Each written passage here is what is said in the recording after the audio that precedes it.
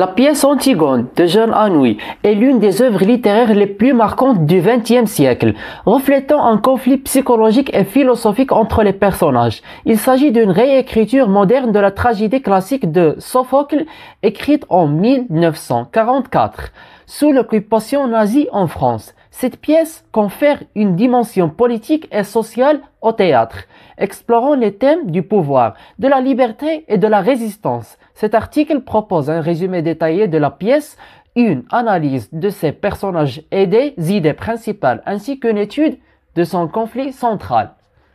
Allons-y. Alors on commence par le résumé général de la pièce théâtrale. Résumé général de la pièce. Et on se discute. La pièce commence à un moment critique de l'histoire mythique en Thèbes. Antigone, fille d'Œdipe, défie l'interdiction de Créon, le roi de Thèbes, qui refuse d'accorder une sépulture à son frère Polynice. L'intrigue repose sur l'affrontement entre Antigone, qui suit les lois divines et morales, et Créon, qui impose les lois de l'État. On écrit. Alors la pièce commence à un moment critique de l'histoire en Thèbes. Antigone, fille d'Œdipe, défie l'interdiction de Créon, le roi de Thèbes, qui refuse d'accorder une sépulture à son frère Polynice. L'intrigue repose sur l'affrontement entre Antigone, qui suit les lois divines et morales, et Créon, qui impose les lois de l'État. On passe à grand 2. Premier acte. Le début du conflit. La pièce s'ouvre sur une conversation entre Antigone et sa sœur Ismène. Antigone annonce son intention d'enterrer Polynice, bien que Créon l'ait interdit. Ismène, plus réaliste et soucieuse des conséquences, tente que l'on dissuade. Ce premier acte met en place le dilemme moral et la confrontation entre le devoir familial et l'autorité politique. On écrit. Donc la pièce s'ouvre sur une conversation entre Antigone et sa sœur Ismène. Antigone annonce son intention d'enterrer Polynice, bien que Créon l'ait interdit. Ismène, plus réaliste et soucieuse des conséquences, tente de l'en dissuader. Ce premier acte met en place le dilemme moral et la confrontation entre le devoir familial et l'autorité politique. On passe au deuxième acte. L'intensification du conflit. Antigone passe à l'action et décide d'enterrer son frère, bravant ainsi l'interdiction royale. Elle est capturée par les gardes et amenée devant Créon. Ce dernier tente de la raisonner, arguant que la droite doit prévaloir. Antigone, quant à elle, réfute ces arguments et préfère mourir plutôt que de renier ses convictions. On écrit. Donc Antigone passe à l'action et décide d'enterrer son frère, bravant ainsi l'interdiction royale. Elle est capturée par les gardes et amenée devant Créon. Ce dernier tente de la raisonner, arguant que la loi doit être prévaloir. Antigone, quant à elle, refute ces arguments et préfère mourir plutôt que de renier ses convictions. On passe au troisième acte, la tragédie inéluctable. Malgré les tentatives de Créon pour sauver Antigone, celle-ci reste inflexible. Finalement, Créon ordonne son exécution. Ce dénouement tragique met en évidence le prix du refus de se soumettre à un pouvoir oppressif et souligne le caractère inexorable du destin tragique des héros antiques. On écrit. Donc on lit. Troisième acte, la tragédie inéluctable. Inéluctable, ça veut dire inévitable. Malgré les tentatives de Créon pour sauver Antigone, celle-ci reste inflexible. Finalement, Créon ordonne son exécution. Ce dénouement tragique met en évidence le prix du refus de se soumettre, ça veut dire de subir un pouvoir oppressif et souligne le caractère inexorable du destin tragique des héros antiques.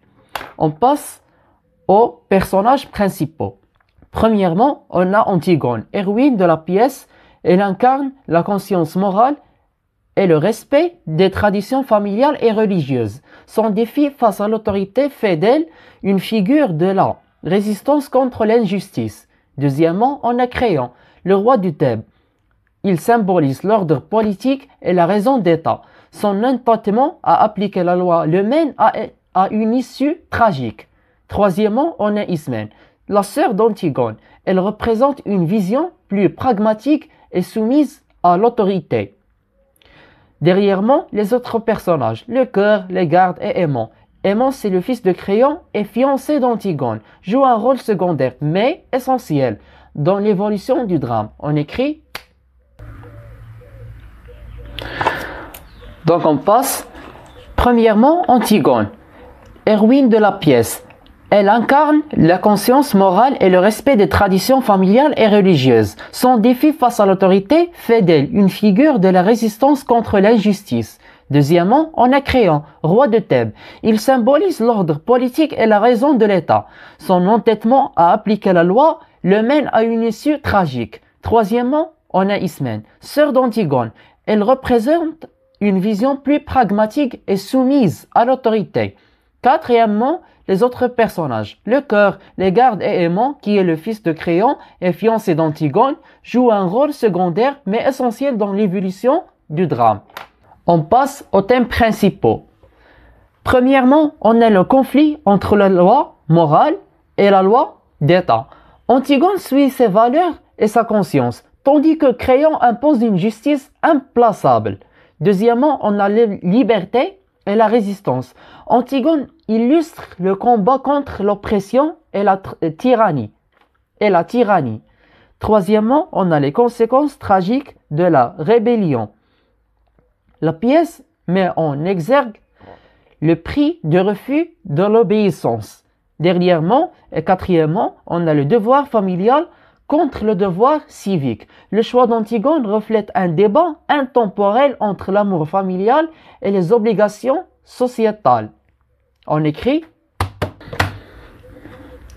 Donc on lit les thèmes principaux. Premièrement, on a le conflit entre la loi morale et la loi d'État. Antigone suit ses valeurs et sa conscience, tandis que Créon impose une justice implacable. Deuxièmement, on a la liberté et la résistance. Antigone illustre le combat contre l'oppression de la tyrannie. Troisièmement, on a les conséquences tragiques de la rébellion. La pièce met en exergue le prix de refus de l'obéissance. Dernièrement, le devoir familial contre le devoir civique. Le choix d'Antigone reflète un débat intemporel entre l'amour familial et les obligations sociétales. Qu'est-ce qu'on peut conclure de cette œuvre Antigone? On peut conclure que Antigone de Jean Anouilh n'est pas qu'une simple adaptation d'une tragédie antique. C'est une réflexion sur l'autorité, la justice et l'engagement personnel face à l'oppression. En mettant en scène une héroïne intraitable face à un pouvoir inflexible, Anouilh questionne les valeurs fondamentales de la société et de la politique. Si vous trouvez ce contenu intéressant, n'oubliez pas de vous abonner à la chaîne YouTube et lâcher un like et partager cette vidéo avec vos amis et vos camarades. Watchez les vidéos précédentes et attendez les vidéos prochaines. Et merci pour votre temps. À bientôt.